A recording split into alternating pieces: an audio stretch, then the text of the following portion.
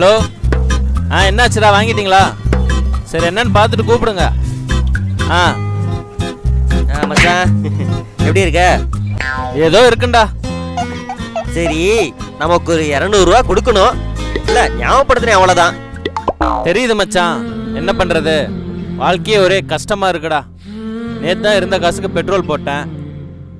EMI வேற இந்த மாசம் கட்டணும். 2 நாள் கழிச்சு கரண்ட் பில் வேற கட்டணும். பேங்க் லோன் வேற 2 மாசமா கட்டாம இருக்குது. ஒரு 2000 ரூபாய் இருந்தா இந்த மாசத்தை எப்படியாச்சும் தாட்டிடுவேன். வட்டி நம்மள்ட்ட காசு எது கேட்டுருவானோ?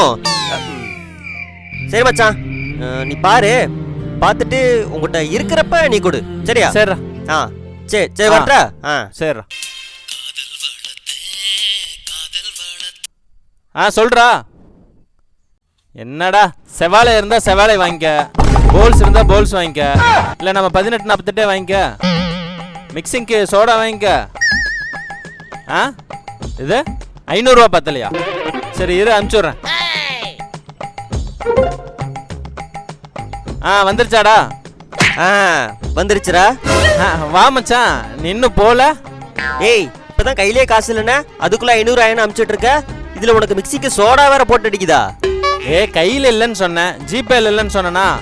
அது 500 ரூபா பத்தலன்னு கேட்டானுங்க, அனுப்பிச்சு விட்டேன். சரிடா, அப்படியே எனக்கும் ஒரு 200 அனுப்பிச்சிட்டீங்கன்னா என் கணக்கு முடிஞ்சில்ல. தரேன்டா, தராம எங்க போறேன்? டெய்லி உன்னை பார்த்துட்டு தான் இருக்கிறேன். உங்கள்கிட்ட 200 ரூபா என்கிட்ட என்ன ஊரை விட்டா ஓடி போறேன்? சும்மா நம்பிக்கலாம் பேசி. ஒரு நிமிஷம்டா. ஹலோ, 120 ரூபா பத்தலையா? சரி ஒரு நிமிஷம் இரு. மச்சான், ஒரு 120 ரூபா இருந்தா செருப்பு பிஞ்சு போகும்.